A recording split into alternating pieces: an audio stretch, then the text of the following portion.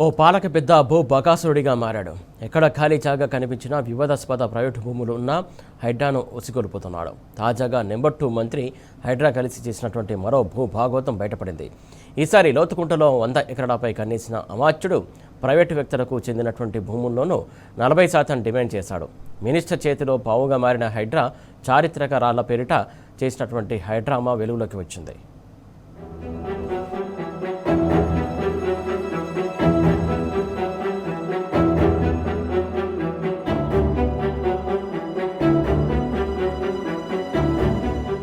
మేడ్చల్ మల్కాజిగిరి జిల్లా మల్కాజిగిరి మండలం లోతుకుంట గ్రామం సర్వే నంబర్ 1-2లోని 40 ఎకరాల భూమిలో ఒక నిర్మాణ సంస్థ పనులు చేస్తున్నది. ఈ నెల 4న ఉదయం హైడ్రా సిబ్బంది అక్కడికి చేరుకొని పనుల్ని నిలిపివేయించారు. దీంతో నిర్మాణ సంస్థ హైకోర్టును ఆశ్రయించింది. అయినా హైడ్రా సిబ్బంది 5-6 రోజులుగా అక్కడే తిష్టవేశారు. ఏకంగా 5-6 రోజులు 24 గంటల పాటు ఇక్కడే కాపలా ఉన్నారు. హైడ్రా అంటే ప్రభుత్వ ఆస్తుల్ని కాపాడుతుందని, అందుకే కాపలాగా ఉన్నదనుకుంటే పొరబాటే. ఎందుకంటే రెవెన్యూ రికార్డుల్లో ఎక్కడా ఈ భూమి ప్రభుత్వానిదని గాని నిషేధిత జాబితాలో గాని లేదు.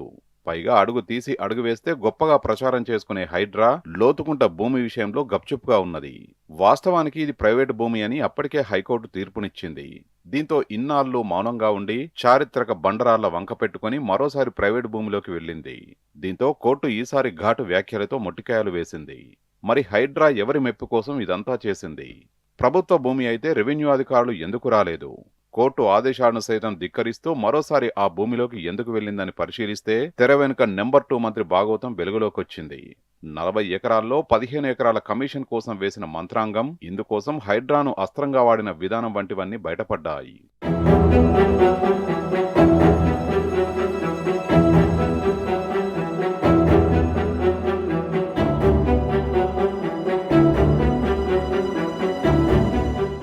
లోతుకుంటలో 1955 నుంచి సేట్ కిషన్ రామ్ గౌలికి 56.24 ఎకరాల భూమి ఉన్నది. మొహమ్మద్ అజ్మతుల్లా పేరు మీద ఉన్న ఈ భూమిని కిషన్ రామ్ కు విక్రయించారు. 1980లో కిషన్ రామ్ పేరు మీద చౌఫస్లా కూడా జారీ అయింది. పట్టాదారు పాస్బుక్ కూడా వచ్చినట్లు రికార్డుల్లో ఉన్నది.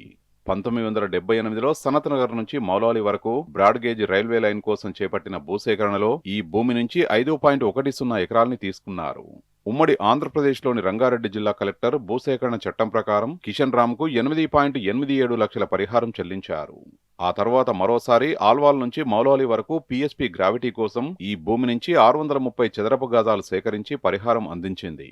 తర్వాత స్టేట్ కిషన్ రామ్ వారసులు 40 ఎకరాల భూమికి సంబంధించి 2006లో శాంతా శ్రీరామ్ కన్స్ట్రక్షన్స్ తో డెవలప్మెంట్ అగ్రిమెంట్ కుదుర్చుకున్నారు. ఆ సంస్థ 2007లో సికింద్రాబాద్ కంటోన్మెంట్ బోర్డుకు లేఅవుట్ కోసం దరఖాస్తు చేసుకోగా మల్కాజ్గిరి మండల తహసీల్దార్ ఈ సర్వే నెంబర్లలో ప్రభుత్వ భూమి లేదంటూ ఎన్ఓసీ ఇచ్చారు. ఈ మేరకు కంటోన్మెంట్ బోర్డు 2006లో 40 ఎకరాలకు లేఅవుట్ ను మంజూరు చేసింది. డెవలప్మెంట్ ఛార్జీల కింద 53.25 లక్షలు తీసుకున్నది.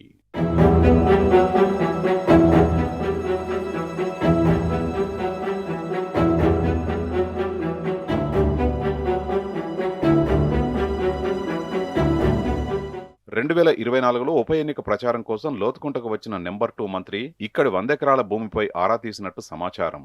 స్థానిక ప్రజాప్రతినిధి ఒకరు వివాదాన్ని మంత్రికి వివరించారని తెలిసింది. అప్పట్నుంచే ఈ భూమి చుట్టూ హైడ్రామా మొదలైందని చెప్తున్నారు.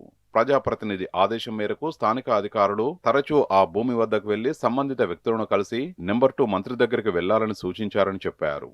మొదట్లో ఆ వ్యక్తులు అంగీకరించలేదు. కానీ అధికారులు ఒత్తిడి చేయడంతో మినిస్టర్ దగ్గరకు వెళ్లినట్టు విశ్వసనీయంగా తెలిసింది. భూమి ప్రభుత్వానిదే, మొత్తం స్వాధీనం చేసుకుంటామని మంత్రి గద్దించినట్లు తెలిపారు. భూమిలో 40% వాటా అంటే 16 ఎకరాలు ఇవ్వాలని డిమాండ్ చేసినట్టు తెలిసింది. చివరికి 15 ఎకరాలైనా ఇవ్వాలని అల్టిమేటం జారీ చేసినట్లు సమాచారం. కానీ సదరు వ్యక్తులు ఏది ఇచ్చేది లేదని అధికారితో తేల్చి చెప్పినట్లు తెలిసింది. తర్వాత ఈ ప్రైవేటు భూమి విషయంలో హైడ్రా రంగప్రవేశం చేసింది.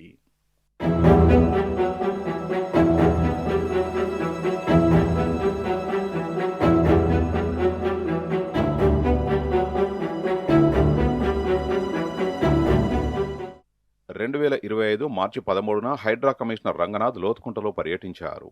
ఇక్కడ ఉన్న 100 ఎకరాల ప్రభుత్వ భూమిని సంరక్షించాలంటూ స్థానికులు ఫిర్యాదు చేయగా వచ్చి పరిశీలించినట్టు హైడ్రా ప్రకటన విడుదల చేసింది. కాగా ఈ 100 ఎకరాల్లో ప్రైవేటు వ్యక్తులకు చెందిన 40 ఎకరాలు కూడా ఉన్నాయి. ఈ భూమిపై 2022లో దాఖలైన పిటిషన్లపై 2025 అక్టోబర్లో హైకోర్టు తీర్పునిచ్చింది. ప్రభుత్వం వేసిన అప్పీల్ని తిరస్కరించింది. ఈ భూమి ప్రైవేటు వ్యక్తులదేనని స్పష్టం చేసింది.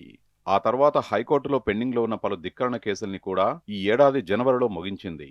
ఇకపై ఈ భూముల్లో జోక్యం చేసుకోబోమని ప్రభుత్వ న్యాయవాది నుంచి హామీ కూడా తీసుకున్నది. దీంతో ఆ భూమి ప్రైవేటు వ్యక్తులదే అని తేలిపోయింది. ఈ తీర్పుపై అప్పీలుకు వెళ్లకపోవడాన్ని బట్టి ప్రభుత్వం కూడా ఒప్పుకున్నట్లయింది.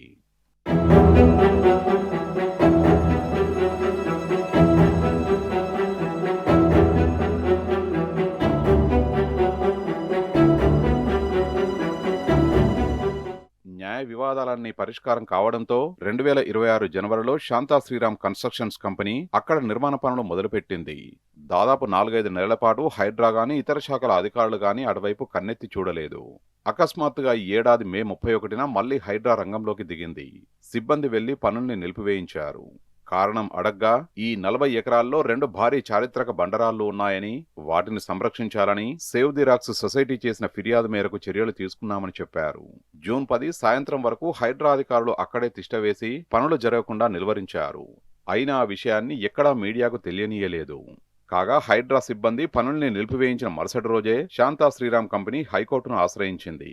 ధిక్కరణ పిటిషన్ను దాఖలు చేసింది.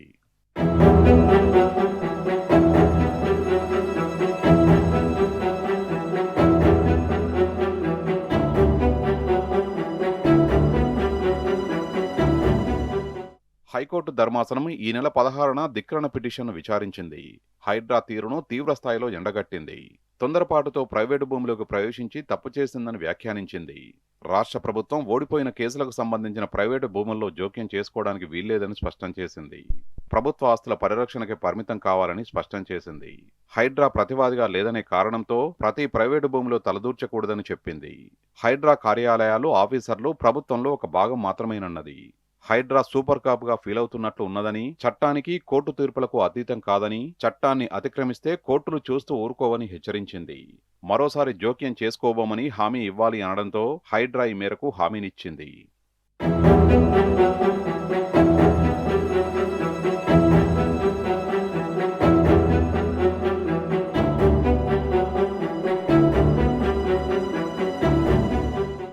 ఎకరాల ప్రభుత్వ భూమిని కాపాడాలన్న స్థానికుల ఫిర్యాదు మేరకే లోతుకుంట వచ్చినట్టు హైడ్రా కమిషనర్ రంగనాథ్ చెప్పారు. అయితే ఆ భూమి రెవెన్యూ రికార్డుల్లో నమోదై ఉందో లేదో ప్రాథమిక పరిశీలన ఎందుకు చేసుకోలేదు? రెవెన్యూ అధికారుల ప్రమేయం లేకుండా, కనీస సమాచారం తీసుకోకుండా కోర్టు వివాదంలో ఉన్న భూమిని హైడ్రా ప్రభుత్వ భూమిగా ఎలా నిర్ధారిస్తుంది? ఒకవేళ సర్కారు భూమి అని నమ్మితే 2025 అక్టోబర్లో హైకోర్టు ఇచ్చిన తీర్పుపై అప్పీలుకు ఎందుకు వెళ్లలేదు? 2025 మార్చిలో మొదటిసారి, 2026 మే 31న మరోసారి ఇక్కడికి వచ్చిన హైడ్రా ఈ మధ్యకాలంలో ఎందుకు రాలేదు? 5 నెలలు ఎందుకు వేచి చూసినట్టు? ఇక్కడ ఉన్నవి చారిత్రక రాళ్లని పురావస్తు శాఖ నిర్ధారించిందా? మే 31 నుంచి జూన్ 10 వరకు, అంటే దాదాపు 10 రోజుల పాటు, 24 గంటల పాటు అక్కడే తిష్ట వేయాల్సినంత ఆవశ్యకత ఏమున్నది అన్న ప్రశ్నలు వెల్లువెత్తుతున్నాయి. మొత్తానికి పాలక పెద్దల చేతిలో హైడ్రా పావుగా మారిందని జనం మండిపడుతున్నారు.